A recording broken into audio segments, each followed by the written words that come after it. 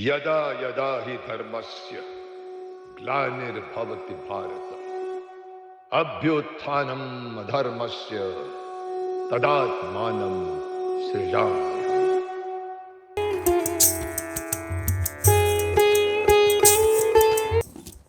जय श्री कृष्ण।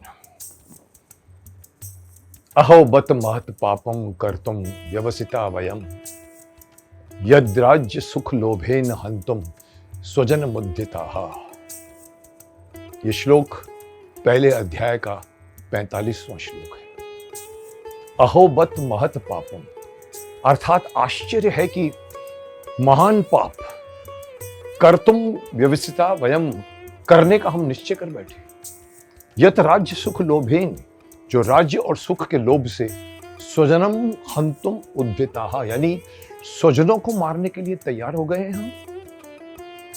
आश्चर्य है कि हम बहुत बड़ा पाप करने का निश्चय कर बैठे जो राज्य और सुख के लोभ से अपने ही सगे संबंधियों को मारने के लिए तैयार हो गए हैं।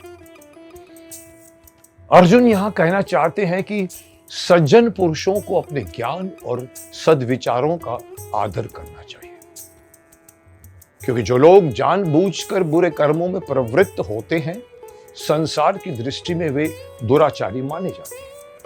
दुर्योधन के मन में प्रारंभ से ही हमारे प्रति वैमनस्य है। लोभ के बस में वो होकर धर्म से विमुख हो गया है।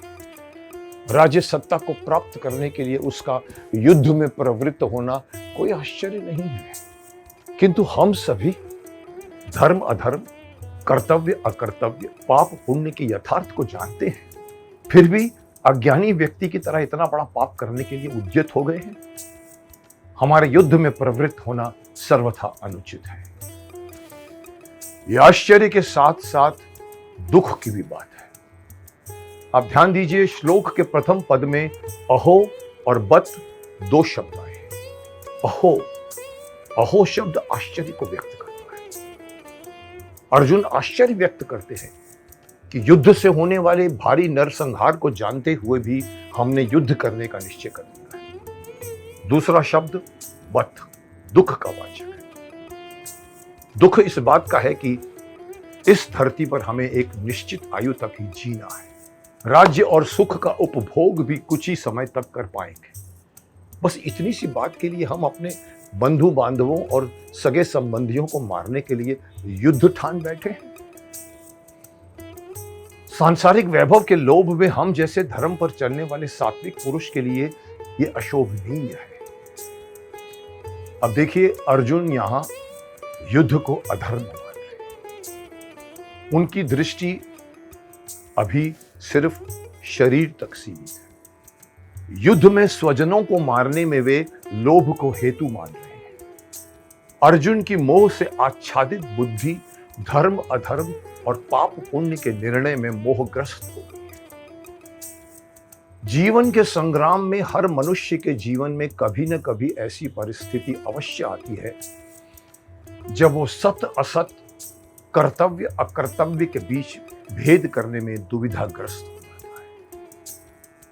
शास्त्रों में अधिकांश कथाएं मोह के शमन के लिए ही कही गई है, चाहे वो सती का मोह हो, काग भुसुंडी का मोह हो, गरुड़ का मोह हो या देव ऋषि नारद का मोह।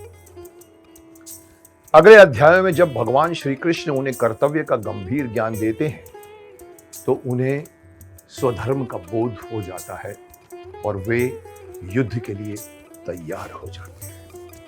चलिए ये बातें हम अपने अगले एपिसोड में करेंगे। जय श्री कृष्ण।